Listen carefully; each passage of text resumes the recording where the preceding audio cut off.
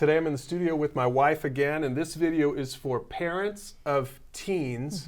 Now, Tracy, in the first video, we talked about this idea of flex parenting, using our tools at PursueGOD.org and at flextalk.org to raise up students. Yes. Right? We're going to talk today about the philosophy behind it all.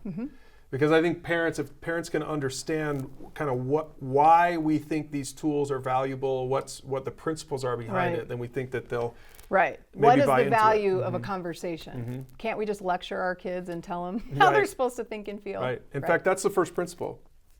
We call it the discovery principle. Explain how Flex Talk and Pursue God, explain how those resources and this conversational method relates to the discovery principle when it comes to parenting teens. Right. Because this is really important, and this is where in a conversation, your kids can discover the truth that you want them to hear. Right. We find a topic, we learn about it, we explore it then in an intentional conversation. And when that happens, they can discover truth. Right. Instead of it just being, which is what happens a lot with parents, is you sit down and I'm going to tell you the way you're supposed to think about this situation. And it's just a lecture, and it's just us cramming our values down their throat. And for teenagers who are really in that time of life where they want to explore their own thoughts and feelings, and they want to have a little more independence from mom and dad, this discovery principle is really important, because in the conversation it allows your teenager to share their point of view and to discover that truth and to think about it in their own heart and mind instead of it just being from mom and dad's point of view. Right. And parents, don't misunderstand what we're saying. We're not saying, no, you just need to listen to your kids and believe them and believe their truth and accept their truth. We're not saying all ideas are equal. Right. We're not saying all perspectives are valid. Certainly our teenage kids can have some crazy ideas and want to do some stupid stuff. We're just saying that if in your parenting methodology, you're just trying to cram, it's like two opposing opinions going at it, but you're the parent, so you're going to win. At the end of the day, they might acquiesce. Right.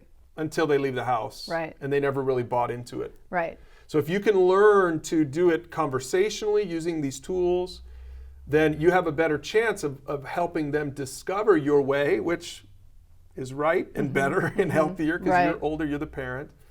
But that's the principle of discovery. Right. Well, and also discovering God's truth in the context of a topic that relates to their life. That's right. Because that leads to the second principle of ownership. Because the goal that we have for our kids is that they own their faith, that they own their life in terms of that when they leave the house, that they aren't going to just be like, oh, well, now I'm going to just rewrite my whole life and live the way I want to live because I was just going on mom and dad's rules that whole time. No, that they've been discovering God's truth and how it applies to their life through those conversations. And they've been able to take ownership to say, you know what, I need to put that into my life. And as I leave the house, those consequences for my choices are going to be my own to bear anyways.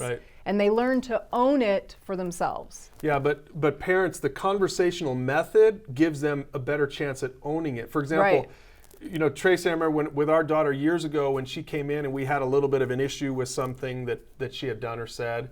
And we started getting all on top of her about it and starting to get lectury like most parents would do. And then we just stopped and realized, whoa. We're doing all the work here. We're taking ownership for all this. We're the ones getting all hot and bothered. She's rolling her eyes at us. She's looking like the parent. We're looking like the out of control kid. And we said, wait, hold on a second. You need to go to your room and you need to think about what you did wrong so she could own it. And we want you to come up and when you're ready to talk to us, so we'll roll our eyes at you, right? And what an incredible moment that was for us. She came back 30 minutes to an hour later. She was contrite. She had thought about it. She was talking. We were listening. We showed her how to own her consequences. And I think sometimes parents can overreact to a situation. And so now the whole thing becomes more about your overreaction than the problem in the first place. Right. And so parenting with these tools I think parents will give you kind of a breath of fresh air to say, oh, wait, I've got a proactive approach for how to get my kid to discover something true and right. but also then to take ownership right. for their own thoughts about it, for their own communication about it. Right. That's what those conversations help to do. Absolutely, and it helps you as the parent to hear your kid's heart, to understand like what are they discovering, what do you need to discover about your teenager, and then how do you need to better help them own those topics and the principles from those topics and put them in their life. Yeah, and we've learned to come to those conversations, those flex conversations with duct tape. Yeah.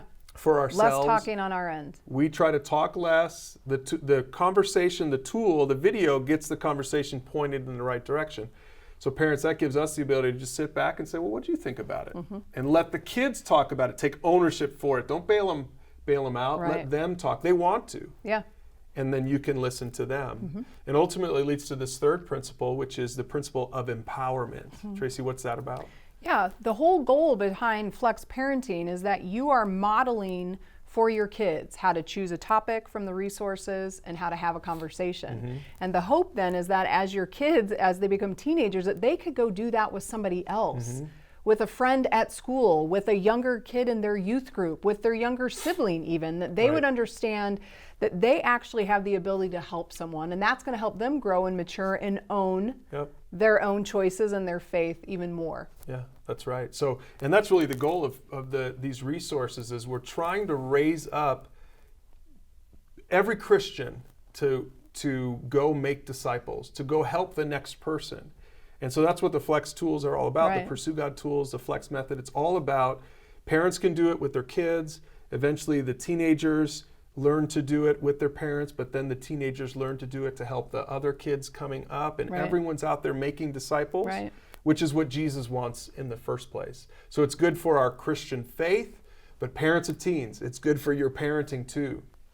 Because who doesn't want their teenage kids to grow up discovering the truth of God's word, taking ownership for it in their own life and the consequences in their own actions, and then being empowered to go out and help the next person. That's what it's all about. That's the philosophy behind Flex Parenting for Christians using the Pursue God resources. So use those questions below. If you're talking about this in a group or with a mentor, unpack this in your own life, and then we hope that you'll join us as we continue to talk about parenting teens. We've got a lot more to talk about in our Parenting 201 series, so we hope you'll join us for all of the videos.